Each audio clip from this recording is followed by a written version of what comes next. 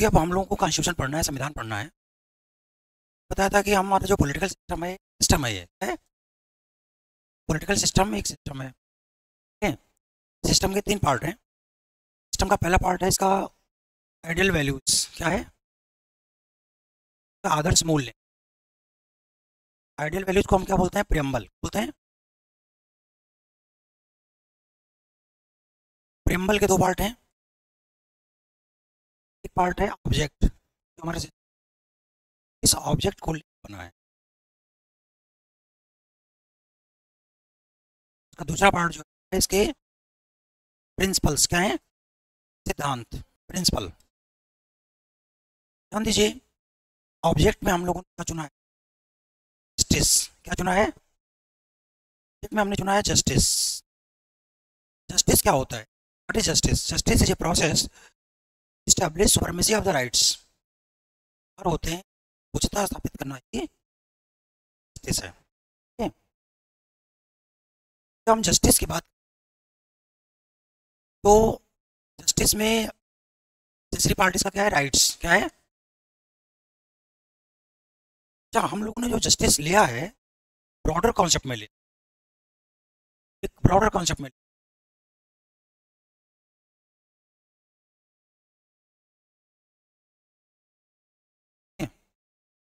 Broader concept में दो चीजें हैं, तो इसका स्कोप काफी ब्रॉडर है और नेचर काफी ब्रॉडर।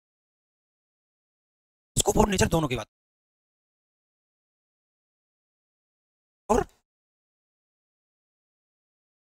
इस चीज को ब्रॉड सेंस में किसमें बोलेंगे भाई? स्कोप भी काफी नेचर भी काफी चीजें है, तो जस्टिस का कॉन्सेप्ट आ गया।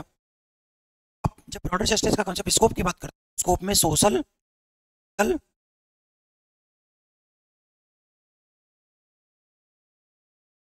सोशल और इकोनॉमिक, तीनों जस्टिस की बात हो रही है। तीनों जस्टिस की बात हो रही है कि हम तीनों ही सिस्टम में जस्टिस देंगे, सभी को राइट्स दे दिया जाएगा पॉलिटिकल सिस्टम में। आज आप देखें सोशल जस्टिस क्या बात, तो क्या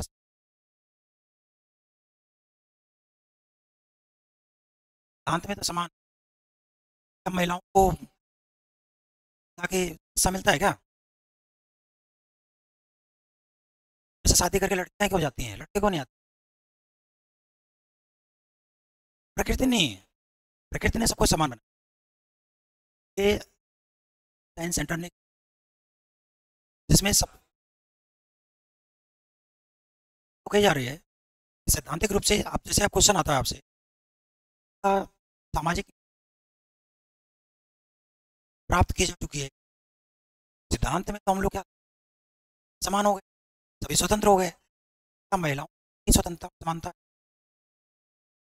में जितनी पुरुष को है, जिस सिस्टम में अंडर प्रिविलेज और ओवर प्रिविलेज, हाँ, प्रिविलेज वाले लोग और मल्टी, समस्या तो नहीं। इसी तरह इकोनॉमिक सिस्टम की बात, और एक उदाहरण, भारत की अर्थव्यवस्था में महिला का क्या योगदान, एसटी का क्या योगदान, बीसी का क्या योगदान, देश का क्या योगदान है, उठा करके अपने आप पता लग जाएगा। क्या 50% महिलाएं 50% सांसद हैं क्या? सिविल सर्विस में 50% हैं क्या? ये संख्या 50% है, प्रकृति ने कानून बनाया है, कानून बनाया है कि अगर भागीदारी नहीं हो पा रही तो दैट पॉलिटिकल इंजस्टिस है, सोशल इंजस्टिस है। इस तो महिलाओं की बात नहीं कर रहे, एसटी की बात कर रहे। यही कारण संविधान रॉल्स का न्याय सिद्धांत लिया, ऐसे और रॉल्स ऐसे कहता है कि प्रकृति ने सबको समान बना के, जस्टिस का सिद्धांत एक उदाहरण, नेचुरल कॉन्सेप्ट है ये। रॉल्स कहता है ये गलत है,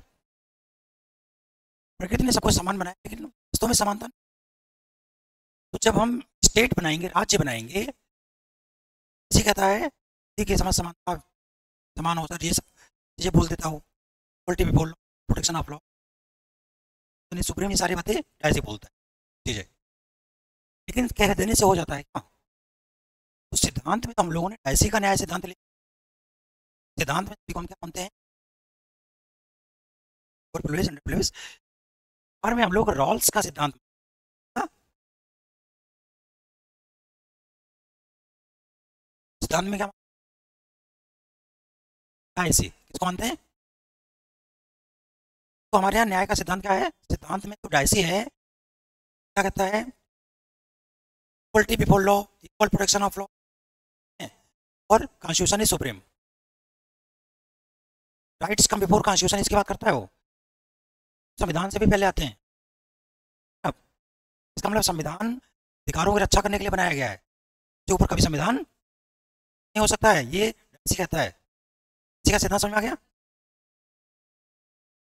बिल्कुल, अधिकार संविधान से ऊपर है, डायसी कहता है। ठीक है, तो सिद्धांत में हम लोगों ने क्या यही तो लिया है? 20 और 21 सबसे ऊपर है। ये सारे कॉन्सेप्ट हैं, सारे सिद्धांत हैं, सारे कानून। रॉल्स क्या कहता है कि साथ जितनी भी बातें कर लो लेकिन समानता कभी नहीं आती है, प्रिविलेज और प्रिविलेज बने। इसलिए राज्य का कर्तव्य क्या है? राज्य का और संविधान का कर्तव्य है अंडर प्रिविलेज जो लोग हैं तो व्यवहार में ओवर प्रिविलेज दिया जाए। तो ओवर प्रिविलेज लोग हैं वो अंडर प्रिविलेज किया जाए। आरक्षण क्या है? क्या आप SC ST OBC के बराबर क्लेम कर सकते हैं क्या? आप महिलाओं के बराबर क्लेम कर सकते हैं क्या? बच्चों के बराबर क्लेम कर सकते हैं क्या? वो ओवर प्रिविलेज है व्यवहार में। राज्य क्या कर रहा है? व्यवहार वो ओवर प्रिविलेज बना दिया। व्यवहार में ओवर प्रिविलेज बनाना ही क्या है? आरक्षण है। इसका उद्देश्य क्या है? प्लस और माइनस मिलाकर प्लस बन जाता है, वही सिद्धांत। ये दोनों बराबर हो जाएंगे, रूप से क्या हो जाएंगे? समझ में आ गई बात? सिद्धांत में हम लोगों ने ऐसी का सिद्धांत लिया है, व्यवहार में रॉल्स का। ये बात सुने। अब हम बात करते हैं इसके नेचर की। जब हम नेचर की बात करते हैं तो हम लोगों ने जस्टिस को प्रमोट भी किया है और प्रोटेक्ट भी किया है। राइट्स को क्या कर रहे हैं? प्रमोट भी कर रहे हैं। और जब हम प्रोटेक्ट कर रहे हैं तो फंडामेंटल राइट्स है नेगेटिव नेचर का है, हम स्टेट और कॉन्स्टिट्यूशन के अगेंस्ट में कर रहे हैं, प्रमोट प्रोटेक्ट कर रहे हैं। अगर कोई भी कानून, कोई भी नीति सरकार की एक अधिकारों के खिलाफ होती है तो समीक्षा हो जाएगी, वो सुने हो जाएगी। क्या है? प्रोटेक्शन है। ये क्या है? प्रमोशन क्या है? प्रमोशन है DPS पे। प्रकृति ने आपको पैदा किया है, स्वतंत्रता समानता प्राकृतिक है, लेकिन शिक्षा, स्वास्थ्य, अच्छा घर, पेयजल सब तो होना चाहिए, नहीं होना चाहिए? This is the promotion of. तो fundamental right, the protection of right, DPSP is promotion of rights. Both is complementary to each other. There are no contradiction between two. ऐसा तो नहीं? पढ़े जी, आगे बढ़े। न्याय का कॉन्सेप्ट किस में आ गया? प्रेम्बल में आ गया। आ गया प्रेम्बल में आ गया। तो हमारे नागरिकों को क्या न्याय मिलेगा? ऐसा तो नहीं? प्रेम्बल का जब इंपॉर्टेंस आता है, ये चीज सबसे पहले आ जाती है। प्रेम्बल में इस्टेब्लिश किया गया। अरे संविधान में सबसे ऊपर क्या है? पढ़े। अब दूसरी किसकी बात आएगी? दूसरी बात आएगी संविधान के सिद्धांतों की। किसकी? तो आइडियल वैल्यूज है, आदर्श मूल्य हैं, उसमें दो चीजें, ऑब्जेक्ट और प्रिंसिपल। तो जब प्रिंसिपल की बात आती है तो प्रिंसिपल किसका होगा? प्रिंसिपल को बोलते हैं कॉन्स्टिट्यूशनलिज्म, संविधानवाद। जो आदर्श सिद्धांत होते संविधान, तो आदर्श सिद्धांत होते किसी पॉलिटिकल सिस्टम को संविधानवाद कहा जाता है। सोशलिज्म कोई समस्या तो नहीं?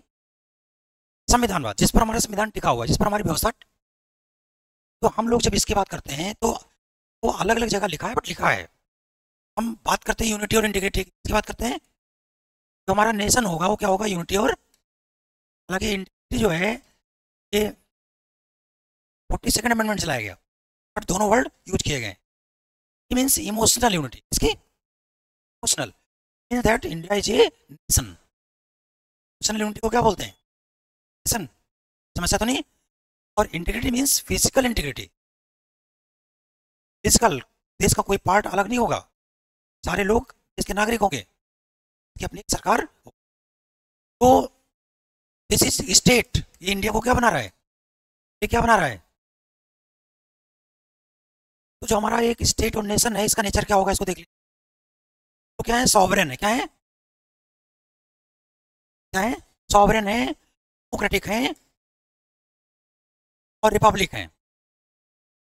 तीन शब्द शब्द इसमें यूज किए गए। सॉवरेन का मतलब क्या होता है, सॉवरेन मीन्स दैट 1947 का इंडियन इंडिपेंडेंट किया गया था, तो उसमें दो बातें कही गई, sovereignty to British parliament too, इस पार्लियामेंट ने वो सॉवरेनिटी ट्रांसफर कर दी, ठीक है, और वही सॉवरेनिटी फिर जनता को ट्रांसफर कर दी। तो जब सॉवरेनिटी जनता के हाथ में आती है, क्या बनता है, कोई समस्या तो नहीं, तंत्र की परिभाषा रटने की, क्या लोकतंत्र खतरे में है, क्वेश्चन आता है। सिद्धांत में तो कोई खतरा नहीं है, व्यवहार में अगर चुनाव चोरी होगी, वोट चोरी होगी, तो सबसे बड़ा खतरा क्या है, अगर सरकार रिस्पॉन्सिबिलिटी खत्म कर दे, इलेक्शन सिस्टम को अनफेयर कर दे, तो राइट्स खतरे में आ जाएंगे, नहीं जनता की सॉवरेनिटी खतरे में आएगी, नहीं आएगी। जब जनता की सॉवरेनिटी खतरे में आ गई तो तंत्र खतरे में खतरा नहीं पड़ेगा। सॉवरेनिटी अगर हमारे देश की आंतरिक देश नीति में देश या सचेप करने लगे, देशों के आधार पर हमारी नीति क्या बन जाएंगे, राम बन जाएंगे ना। तो अगर अमेरिका और चाइना हमारे देश में ट्रेड पॉलिसी, हमारी नीतियों पर कंट्रोल, तो क्या हो गया, कॉलोनिज्म, नीतियों पर कर दिया तो क्या हो गया, इम्पेरियलिज्म। वो इम्पेरियलिज्म और न्यू कॉलोनिज्म आता है हमारे देश के चुनाव में, चाइना क्या है, इम्पेरियलिज्म। और अगर हमारे देश के ट्रेड, टेक्निक, मार्केट, इन सब पर भी डायरेक्ट या इनडायरेक्ट बन गया, तो न्यू कॉलोनिज्म का कॉन्सेप्ट आता, डायरेक्ट इंटरफेयर पॉलिटिकल सिस्टम में करना या इकोनॉमिक सिस्टम में, तो नहीं, सिद्धांत में ऐसा दिखता तो नहीं, लेकिन अगर ट्रंप की बात की जाए कि पृथ्वीराम ने करवाया, क्या हो जाएगा, ये विलेज में जाएगा। और सॉफ्ट स्टेट क्या होता है, सॉफ्ट स्टेट वो होता है पॉलिटिकल ऑब्जेक्ट को पूरा नहीं कर सकता। अगर हम लोग अपने नेशनल राइट्स को प्रोटेक्ट नहीं कर सकते, सॉफ्ट स्टेट है। भारत क्या सॉफ्ट स्टेट है, क्वेश्चन नहीं आता है। आप ये कह सकते हो कि इंडिया डेमोक्रेटिक कंट्री, तो क्या होता है, उसको एक तरीके से किसी समस्या को सॉल्व पाकिस्तान के साथ या चाइना, कोई भी किसी देश के साथ, पहला तरीका क्या होता है, डेमोक्रेटिक तरीका है, तो बातचीत करो भाई, कोई समस्या है बताओ हमें, निगोसिएशन, निगोसिएशन से बात नहीं बनती तो स्टेप क्या है, अरे नहीं है। तो क्या अमेरिकी राष्ट्रपति का ये कहना विराम कर स्टेट दिखा है, तो इंडिया स्टेट है और न्यू विलेज में फंस रहा है, विलेज में फंस रहा है।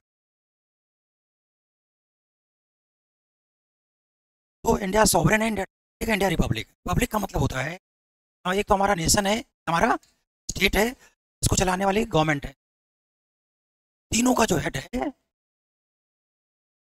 प्रेसिडेंट है, जनता का प्रतिनिधि है, जनता चुनेगी, क्या है समय, कोई समस्या तो नहीं। As a republic because as a republic head of nation किस में आता है, तीनों आते हैं, तीनों का हेड कौन है, हेड कौन है, इसका पहला नागरिक कौन है, राष्ट्रपति। सो president is the head of nation. देश की एकता अखंडता की शपथ कौन लेता है, शपथ, पद कौन लेता है? राष्ट्रपति। क्या? स्टेट का हेड कौन हो गया? 60। और फ्रंट के तीनों आर्टिकल 52, आर्टिकल 53। एग्जीक्यूटिव का हेड कौन हो गया? प्रेसिडेंट। आर्टिकल 80। संसद किससे बनेगी? प्रेसिडेंट प्लस 2 हाउसेस, उसका हेड हो गया। और जुडिशरी का हेड कौन हो गया? प्रेसिडेंट। इसमें अपील किसको होती है? जुडिशरी से। गवर्नमेंट हो गया नहीं हो गया? और तीनों डायरेक्ट इनडायरेक्ट तरीके से जनता चुनती नहीं, ऐसा तो नहीं। तो हम लोग एक रिपब्लिक भी हैं। इसके अलावा दो शब्द और जोड़ा गया सेकंड अमेंडमेंट से, सोशलिस्टिक और सेकुलर। आ गया। हम लोगों ने इकोनॉमिक जस्टिस को ज़्यादा हाईलाइट किया। लोगों ने जो इकोनॉमिक जस्टिस का कॉन्सेप्ट लिया, वो लिया डेवलपमेंट थ्रू एम्पावरमेंट, सशक्तिकरण के माध्यम से समानता। तो समानता होती है कि आपकी जेब में 100 रुपया है, कि जेब में 1 रुपया भी नहीं, आपका 50 रुपया छीन के बराबर हो गया। उसको नेगेटिव बोलते हैं, नेगेटिव इक्वलिटी, ये साम्यवाद। हाँ। दूसरा ये है कि इनकी जेब में भी 100 रुपया किस तरह से डाल बराबर हो जाए।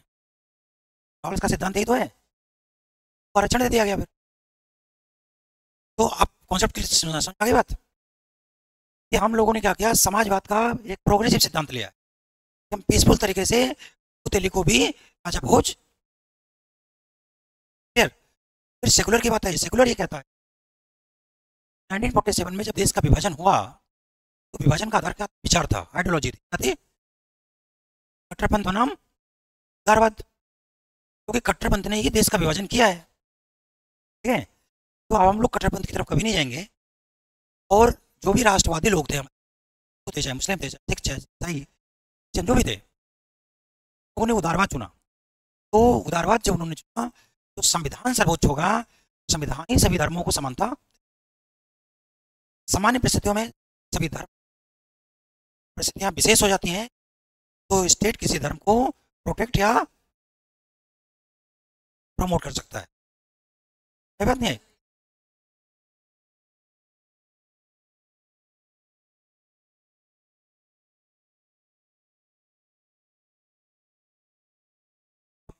समझिए, इस हिंदू राष्ट्र का भी इतिहास पढ़ोगे, मुस्लिम भी आए, क्रिश्चियन भी आए, सबने दान दिया है। हिंदू भी आए। पूरी बात सुन लीजिए। भी हैं जिसको हम टैक्स कहते हैं, सिख भी हैं, जैन भी हैं, बौद्ध भी हैं, सेक्ट हैं, तो क्या आप सेक्ट बना दो क्या? विविधता में एकता का मतलब क्या होता है? क्या कहना? बहुत सारी राष्ट्रीयताओं को जोड़कर एक राष्ट्र बना दिया। समझ रहे आप? आप कट्टरपंथ की तरफ जाओगे, राष्ट्र का विभाजन होगा नहीं होगा?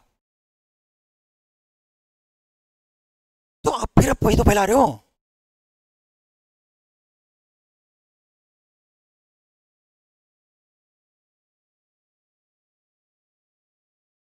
एक्चुअली पाकिस्तान में बत्ती गए थे, उन्होंने बाकी सारे धर्मों को क्या कर दिया? तो खा गए, या तो खत्म, या तो कन्वर्जन करवा दिया, भगा दिया।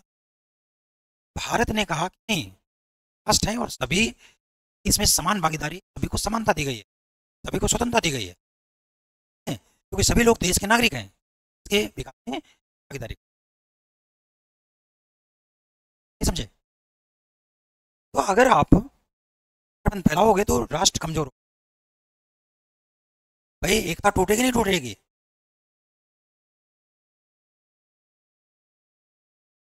टूटेगी कि नहीं टूटेगी बताओ? ये चीज तो मना किया जा रहा है ना। तो राष्ट्र खतरे में है, इस चीज से खतरे में आएगा, बंद से आएगा, है। क्योंकि अब तो थ्योरी नहीं, मल्टीनेशन थ्योरी आ जाएगी। क्रिश्चियन भी बोलेंगे मुझे अलग कर दो, छोटा सा हिस्सा ले जाए तो ले जाए, इसमें रहते तो है ना वो। एक भाई विभाजन करके दूसरे भाई को बोले कैसे निकाल, किसी में हिम्मत किसी को निकाल देगा? समझ में आ गई बात? प्रस्तावना क्लियर हो गया? प्रस्तावना संविधान का भाग है कि नहीं है, इस पर बहुत सारी बहस हो चुकी है।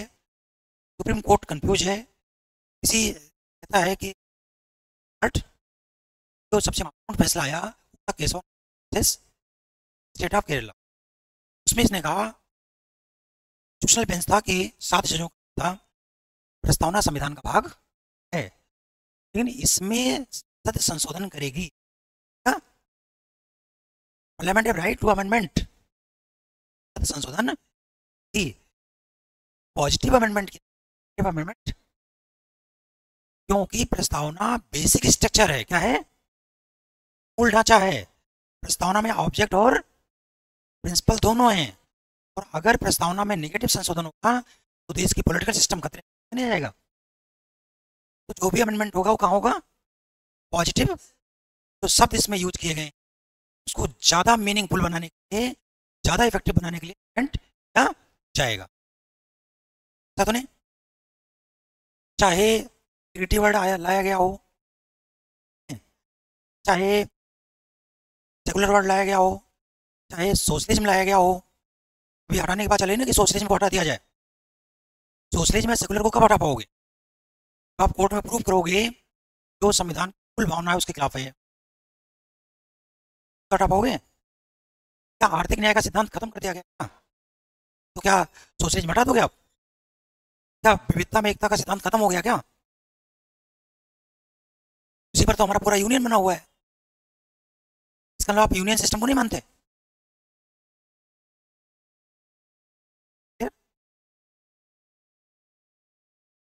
दूसरा प्रश्न बनता है कि प्रस्तावना का महत्व क्या है? नहीं लगता कि कुछ आगे बोलने की जरूरत है महत्व? पाओगे, बता पाओगे ना? क्या लोकतंत्र खतरे में है? क्या पंथ निरपेक्षता खतरे में है? पंथ निरपेक्षता खतरे में आते ही राष्ट्र खतरे में आ जाएगा? क्वेश्चन पूछ लिया। क्वेश्चन तो कोई भी एंगल का हो सकता है, बट आपकी समझ क्या है?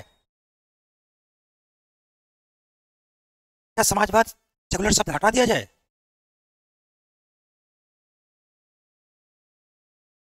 भारतीय प्रस्तावना में न्याय की व्यापक अवधारणा डाली गई है।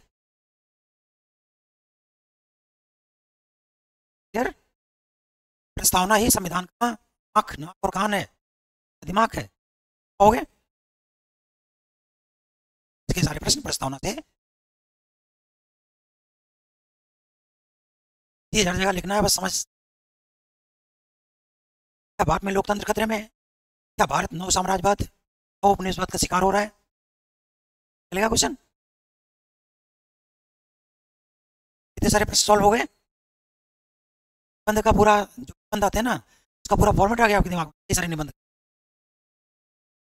इसी को बोलते हैं कंटेंट। जिस चीज का आप निष्कर्ष निकाल उसको समझ करके।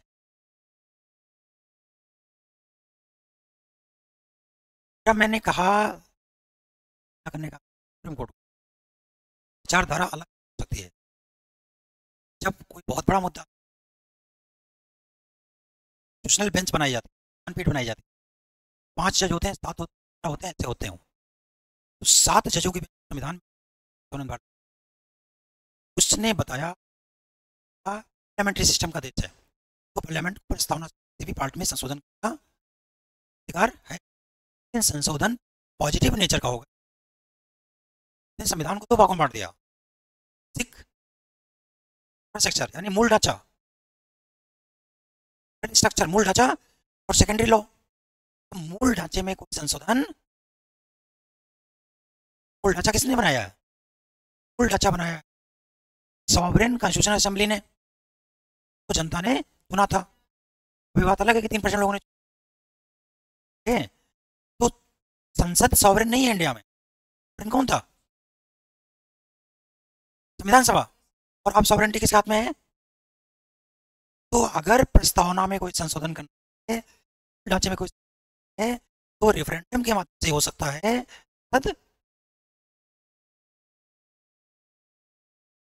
मतलब जनता से पूछो, आगे राय लो, है जनता बताएगी क्या होना चाहिए। व्यवस्था रखेंगे या अच्छे रखेंगे, जनता बताए। इन सिस्टम रखेंगे रखेंगे या यूटी रखेंगे, जनता बताए। तो होना ठीक है या गलत है, जनता बताए। ओके, पता नहीं जनता को अब इतना मूर्ख समझते हैं कि जो सोच है ना, बहुत